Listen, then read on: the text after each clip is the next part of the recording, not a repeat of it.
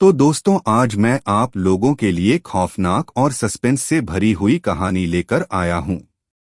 वह भी police officer night shift के बारे में। कहानी बहुत ही डरावनी है, इसलिए आप लोग वीडियो को अंत तक जरूर देखें। दोस्तों, मेरे चैनल पर नए हैं तो मेरे चैनल को सब्सक्राइब करना और मेरी वीडियो को लाइक भी करना। और दोस्तों, कमेंट करके हमें जरूर बताना कि हमारी कहानी आपको कैसी लगी, और आप अपना नाम भी लिखना और ये भी बताना कि आप किस शहर से मेरी वीडियो को देख रहे हो। तो चलिए दोस्तों, बिना समय बर्बाद किए कहानी शुरू करते हैं। मैं आरक्षक राजीव शर्मा एक छोटे से शहर के पुलिस स्टेशन में तैनात हूँ। मेरी ड्यूटी आम तौर पर दिन में होती है, लेकिन उस दिन मेरी रात की ड्यूटी थी। रात के 10 बजे का समय था और सब कुछ सामान्य लग रहा था। लेकिन मेरे साथी पुलिसकर्मी रमेश ने मुझे एक अजीब बात बताई। राजीव, यहाँ की रात की ड्यूटी में कुछ अजीबोगरीब चीजें होती है। सावधान रहना। मैंने उसे हंसते हुए टाल दिया। मुझे ऐसे किस्सों पर विश्वास नहीं था। मैंने सोचा, भला पुलिस स्टेशन में क्या अजीब हो सकता है। रात गहरी होती जा रही थी। मैं अपनी डेस्क पर बैठा था। तभी फोन की घंटी बजने लगी। मैंने रिसीवर उठाया। Hello police station. दूसरी तरफ से एक डरावनी औरत की आवाज आई, कृपया मदद कीजिए, मेरी बेटी गायब हो गई है। मैंने पता पूछा और तुरंत उस जगह जाने का फैसला किया। वहां पहुंचने पर देखा एक पुराना और उजाड़ घर था। दरवाजा खटखटाया तो एक बूढ़ी औरत ने दरवाजा खोला। उसका चेहरा विचलित था और आंखों में डर साफ दिख रहा था। उसने बताया कि उसकी बेटी सविता अचानक गायब हो गई है। मैंने घर की तलाशी शुरू की। सविता का कमरा देखकर ही अजीब लग रहा था।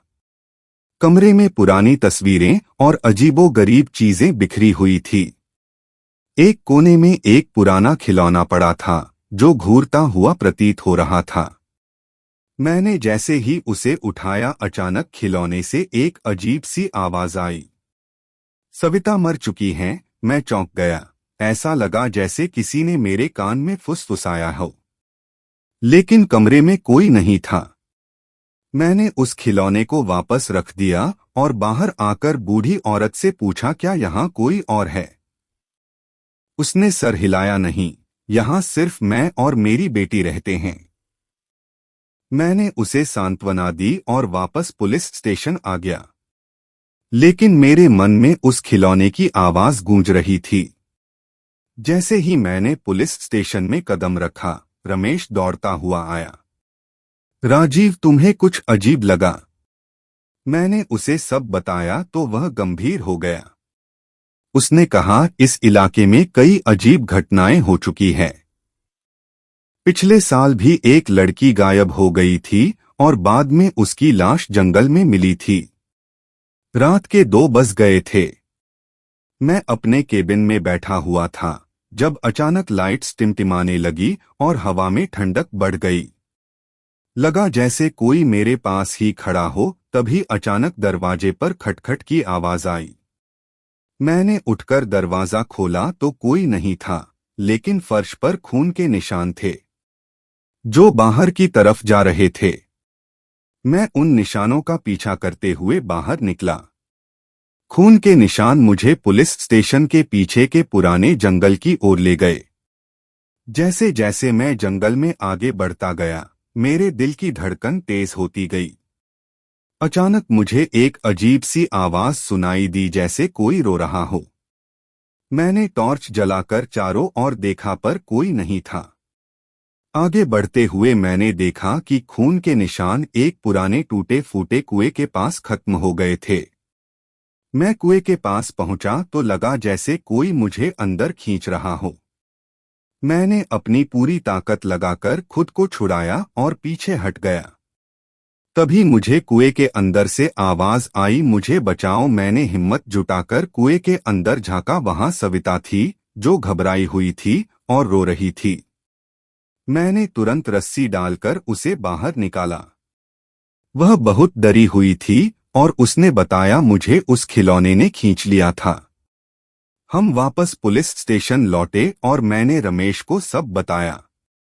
हमने अगले दिन उस खिलौने को जला दिया और सविता को उसकी मां के पास सुरक्षित पहुंचा दिया, लेकिन उस रात की घटनाएं मेरे मन में हमेशा के लिए छप गई।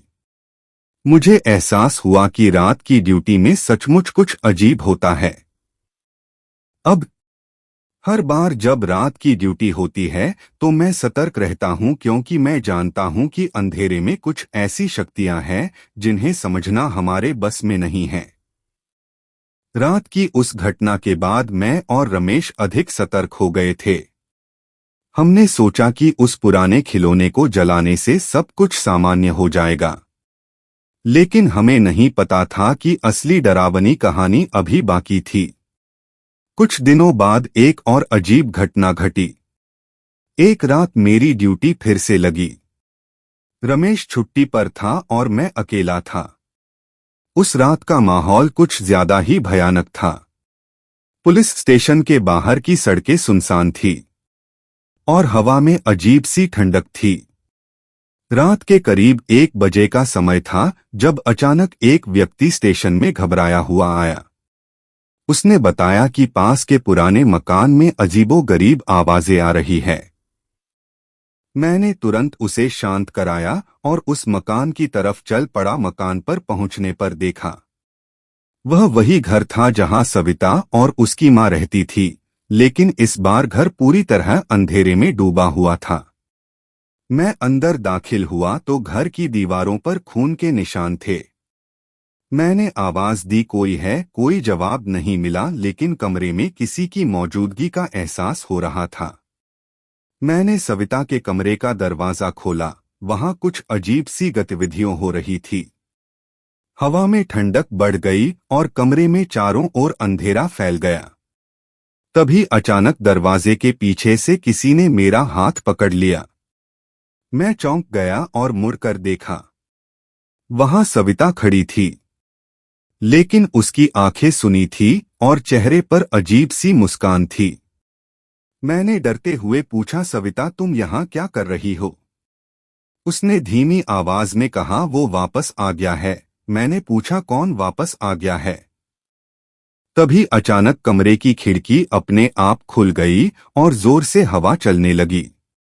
सब कुछ हिलने लगा और दीवारों से खून बहने लगा। मैंने सविता को पकड़कर बाहर निकाला और उसकी मां को ढूंढने लगा, लेकिन पूरे घर में कहीं कोई नहीं था। हम बाहर निकले तो देखा पूरे मकान के चारों ओर धुआं फैल गया था। मेरी गाड़ी का इंजन भी चालू नहीं हो रहा था। तभी अचानक किसी ने मेरे कंधे पर हाथ रखा। मैंने पीछे मुड़कर देखा, वह रमेश था। उसने कहा, यहां से जल्दी निकलो, ये जगह अब सुरक्षित नहीं है। हम किसी तरह गाड़ी को धक्का लगाकर बाहर निकले। जब हम पुलिस स्टेशन पहुंचे तो सविता ने हमें एक भयानक सच्चाई बताई। उसने कहा कि उस पुराने खिलौने में एक आत्मा बसी हुई थी जो अब भी उसे सताने के लिए वापस आ गई थी। हमने इस बात को गंभीरता से लिया और शहर के एक अनुभवी तांत्रिक को बुलाया। तांत्रिक ने बताया कि उस खिलौने को जलाना काफी नहीं था।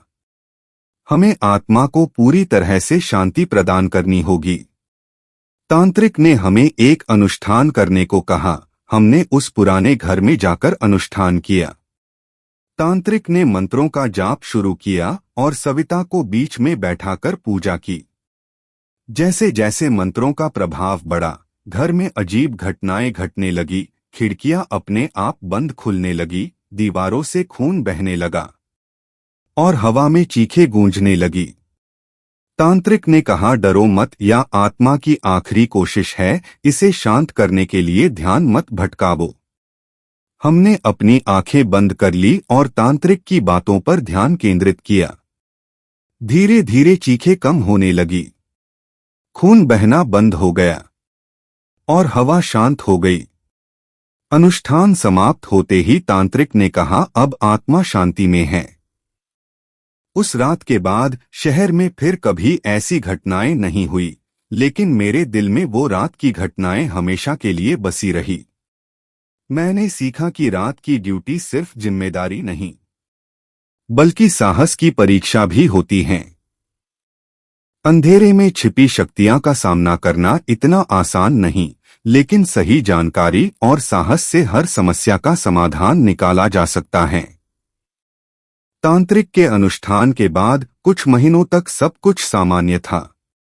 शहर में किसी भी प्रकार की अजीब घटनाएं नहीं हुई, लेकिन मेरे मन में उस रात की भयावह यादें अब भी जीवित थी।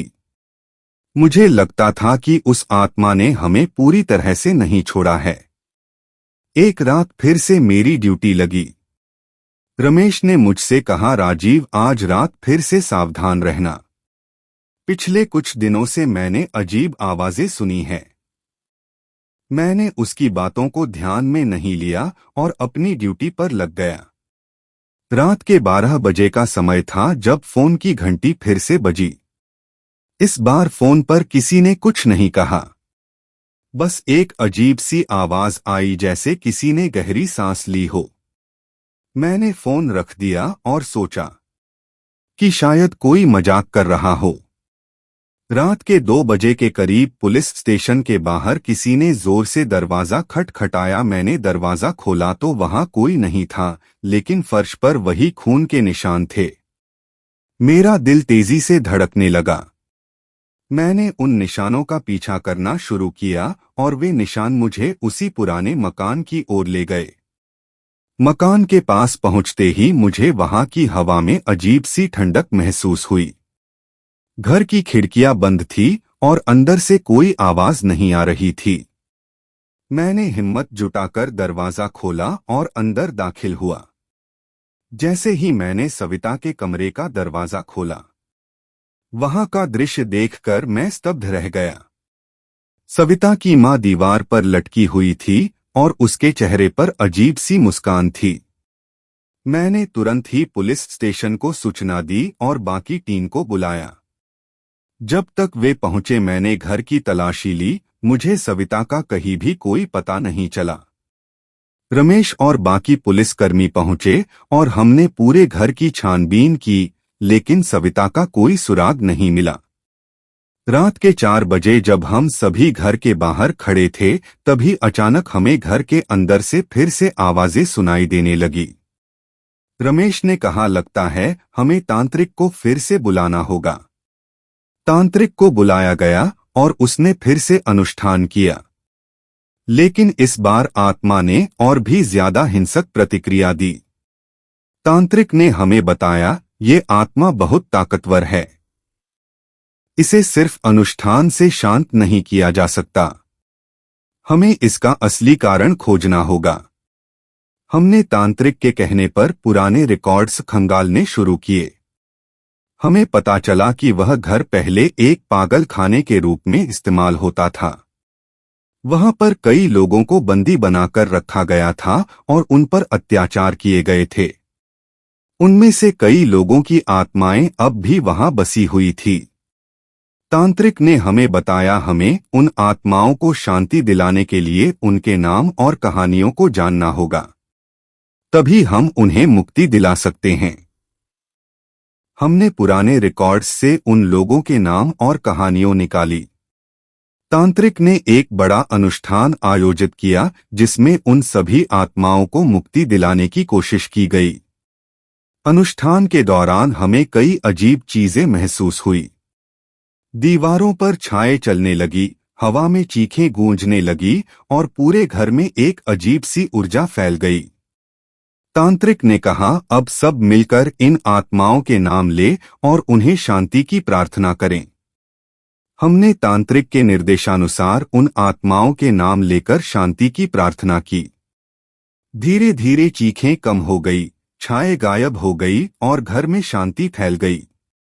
तांत्रिक ने बताया कि अब सभी आत्माओं को शांति मिल चुकी है और वे हमें कभी परेशान नहीं करेंगी। उस घटना के बाद मैंने अपने पुलिस करियर में कभी भी इतनी डरावनी रात नहीं देखी। लेकिन उस रात ने मुझे यह सिखाया कि हर चीज का एक कारण होता है और हर समस्या का समाधान भी। हमें बस हिम्मत और सही दिशा में प्रयास करने की जरूरत होती है। आज भी जब रात की ड्यूटी पर होता हूं तो मुझे उस भयानक रात की याद आती है, लेकिन अब मैं जानता हूं कि किसी भी अंधेरे में छिपी शक्ति को समझदारी और साहस से हराया जा सकता है। तांत्रिक के अनुष्ठान और आत्माओं को शांति मिलने के बाद हमारा शहर सामान्य हो गया, लेकिन मेरी और रमेश की जिंदगी में वह रात हमेशा के लिए बदल गई थी। अब हम हर रात की ड्यूटी पर कुछ ज्यादा ही सतर्क रहते थे। 1 साल बीत चुका था और सब कुछ सामान्य चल रहा था, लेकिन एक रात फिर से कुछ अजीब हुआ। उस रात रमेश और मैं दोनों ही ड्यूटी पर थे। रात के करीब 3 बजे पुलिस स्टेशन के फोन पर एक अजीब कॉल आई। इस बार आवाज बहुत धीमी और खतरनाक थी। तुमने हमें नहीं छोड़ा, हम फिर से लौट आए हैं। हम दोनों ने एक दूसरे की तरफ देखा। रमेश ने कहा, ये फिर से शुरू हो रहा है राजीव, हमें तुरंत कुछ करना होगा। हमने तांत्रिक को फिर से बुलाया, लेकिन इस बार तांत्रिक ने आने से मना कर दिया। उसने कहा, अब तुम दोनों को खुद ही इन आत्माओं का सामना करना होगा, मेरी मदद अब संभव नहीं है। हमने यह सुनकर अपने हौसले को और मजबूत किया और शहर के पुराने पागल खाने जाने का निर्णय लिया। हमें लगा कि वहीं से इन सब घटनाओं की जड़ है। जब हम पागल खाने पहुंचे तो वहां का दृश्य बहुत भयानक था। जर्जर दीवारें, टूटी हुई खिड़कियां और चारों ओर फैला सन्नाटा। हमने उस पागल खाने के हर कोने की तलाशी ली, लेकिन कुछ भी असामान्य नहीं मिला। तभी अचानक हमें एक बंद कमरे से अजीब सी आवाजें सुनाई देने लगी। हमने दरवाजा खोला तो देखा एक पुरानी कुर्सी पर एक लड़की बैठी थी। उसका चेहरा बहुत ही डरावना था और उसकी आंखों में अजीब सी चमक थी। रमेश ने डरते हुए पूछा, तुम कौन हो? लड़की ने धीमी आवाज में कहा, मैं वही हूं जिसे तुमने कभी नहीं छोड़ा। हम समझ गए कि यह आत्मा वही पुरानी है जो अब तक शांति में नहीं है। हमने तुरंत उस कमरे की तलाशी ली नॉइस, और वहां से एक पुरानी डायरी मिली। डायरी में उन लोगों के नाम और कहानियां लिखी थी जिन पर यहां अत्याचार हुए थे। डायरी के अंतिम पन्नों पर लिखा था, हम तब तक चैन से नहीं सोएंगे जब तक हमें न्याय नहीं मिलेगा। हमने ये समझ लिया कि इन आत्माओं को न्याय चाहिए। हमने उन लोगों के परिवारों को खोजा और उनसे इन घटनाओं के बारे में बात की। सभी परिवारों ने मिलकर उन आत्माओं के लिए एक सामूहिक प्रार्थना सभा आयोजित की। प्रार्थना सभा के दौरान हमें कई अजीब चीजें महसूस हुई। हवा में ठंडक बढ़ गई, दीवारों पर छायाएं चलने लगी और पूरे घर में एक अजीब सी ऊर्जा फैल गई। लेकिन इस बार हमें डर नहीं लग रहा था, हमें पता था कि हम सही दिशा में जा रहे हैं, प्राण के साथ साथ। इतना सभा के अंत में हमने महसूस किया कि एक अजीब सी शांति फैल गई है। सभी आत्माओं को शांति मिल चुकी थी। उस रात के बाद हमें कभी भी उन आत्माओं का सामना नहीं करना पड़ा। रमेश और मैंने यहाँ सीखा कि न्याय और प्रार्थना से हर समस्या का समाधान निकला जा सकता है। हमें अब पता था कि किसी भी अंधेरे में छिपी शक्ति को समझदारी और साहस से हराया जा सकता है। आज भी जब हम रात की ड्यूटी पर होते हैं तो हमें उन भयावह रातों की याद आती है, लेकिन अब हम जानते हैं कि हम हर चुनौती का सामना कर सकते हैं। हम अपने शहर की सुरक्षा के लिए हमेशा तैयार रहते हैं और हर मुश्किल का डटकर सामना करते हैं। रात के करीब 12 बज रहे थे और मैं इंस्पेक्टर अर्जुन अपनी रात की ड्यूटी पर था। शहर के दक्षिणी छोर पर स्थित पुलिस स्टेशन में आज रात मेरी शिफ्ट थी।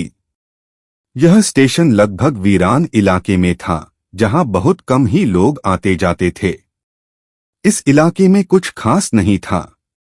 बस एक पुरानी चील और उसके पास बना एक जीर्ण शीर्ण हवेली। मेरी ड्यूटी पर अक्सर रात के समय अजीब घटनाएं होती थी, लेकिन आज की रात कुछ अलग ही थी। स्टेशन में सिर्फ मैं और एक नया भर्ती हुआ सिपाही रवि थे। रवि काफी नर्वस दिख रहा था।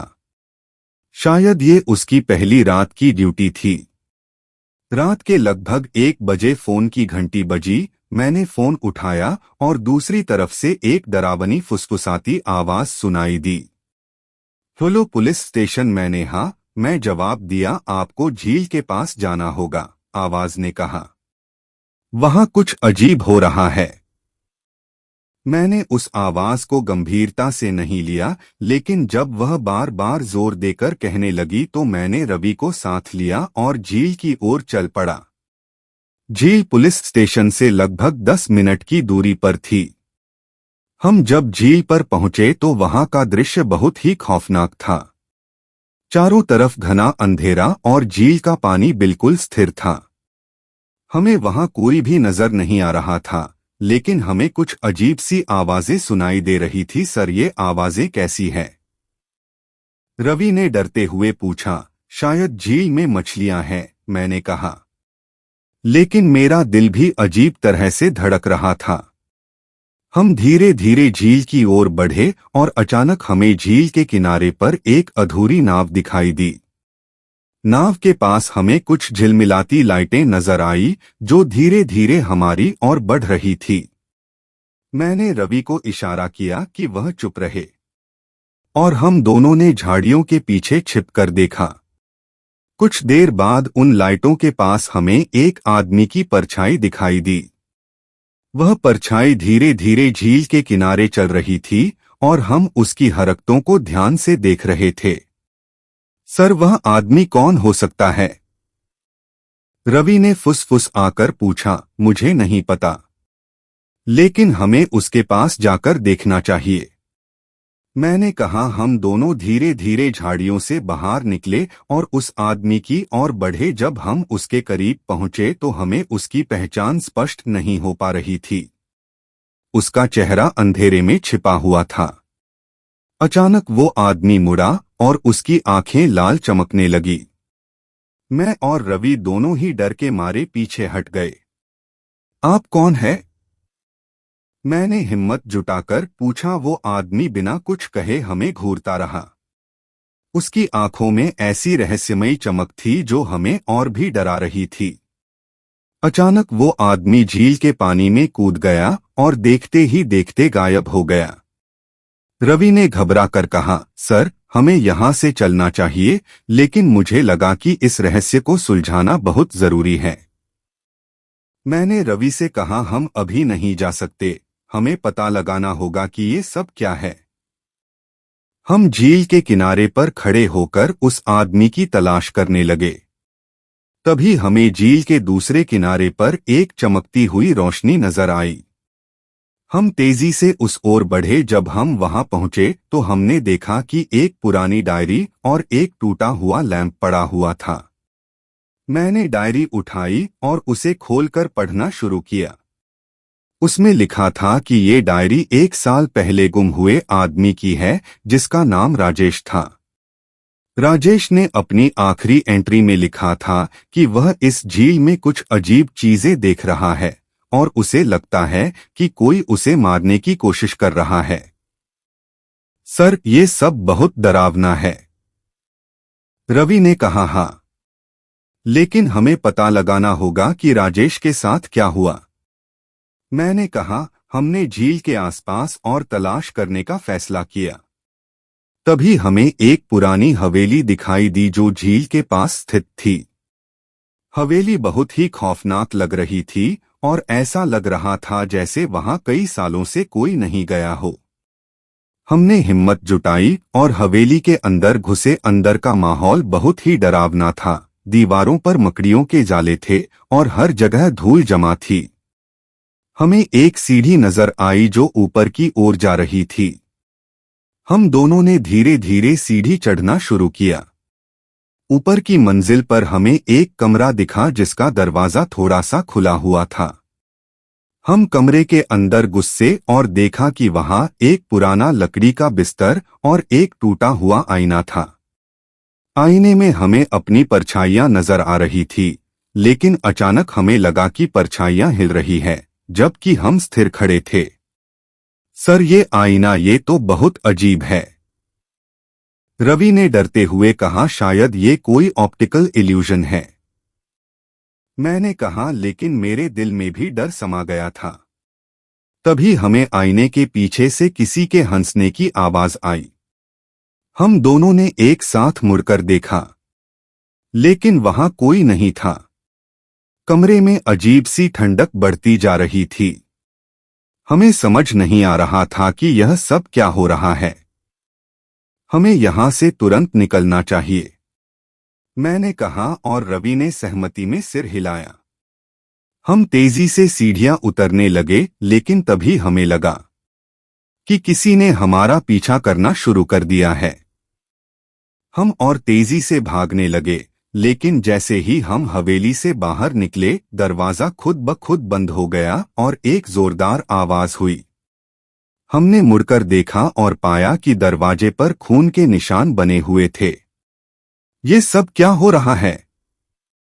रवि ने हांफते हुए पूछा। मुझे नहीं पता, लेकिन हमें इस रहस्य को सुलझाना होगा, मैंने कहा। हमने तय किया कि अब हमें सीधे पुलिस स्टेशन वापस जाकर इस घटना की रिपोर्ट बनानी चाहिए, लेकिन जैसे ही हम वापस लौटने लगे, हमें झील के पास एक और चमकती हुई रोशनी दिखाई दी। इस बार वह रोशनी झील के बीच से आ रही थी। सर, वह देखिए, रवि ने इशारा किया। हमें उस रोशनी की ओर जाना होगा, मैंने कहा। हम दोनों झील के किनारे पर पहुंचे और एक छोटी नाव में बैठकर रोशनी की ओर बढ़ने लगे। जब हम झील के बीच में पहुंचे नॉइस, तो हमें एक अजीब सी आकृति पानी में तैरती हुई दिखाई दी। वह आकृति धीरे धीरे हमारी नाव के पास आ रही थी। हम दोनों डरे हुए थे, लेकिन हमें इस रहस्य का पता लगाना था। जब वह आकृति नाव के करीब पहुंची, तो हमने देखा कि वह एक कंकाल था जिसके ऊपर कुछ कपड़े लगे हुए थे। कंकाल के हाथ में एक चाबी थी और उसके पास एक छोटी सी पर्ची भी थी। मैंने पर्ची उठाई और पढ़ा। जो सच्चाई जानना चाहता है, उसे हवेली की सबसे नीचे वाली तिजोरी खोलनी होगी। सर, अब हमें क्या करना चाहिए? रवि ने पूछा। हमें वापस हवेली जाना होगा, मैंने कहा। हमने नाव को किनारे पर लगाया और तेजी से हवेली की ओर लौटे। इस बार हम सीधे हवेली के बेसमेंट की ओर बढ़े।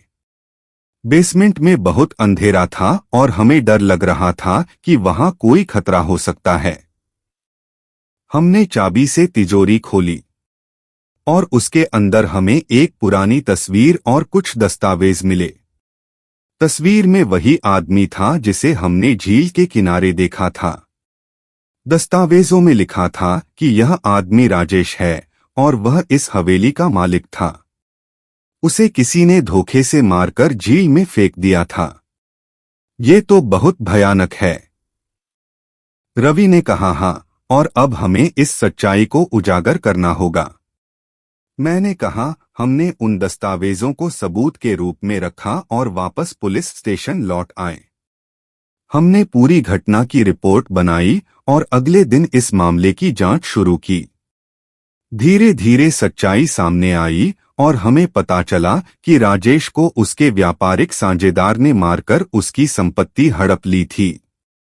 इस खौफनाक रात के बाद हमने इस मामले को सुलझा लिया और राजेश की आत्मा को न्याय मिला। लेकिन वह रात हमें हमेशा याद रहेंगी, जिसने हमें ये सिखाया कि कभी कभी सच्चाई खोजने के लिए डर का सामना करना जरूरी होता है। उस रात के बाद मेरी और रवि की जिंदगी कभी पहले जैसी नहीं रही। पुलिस स्टेशन में उस रात की कहानी मशहूर हो गई थी।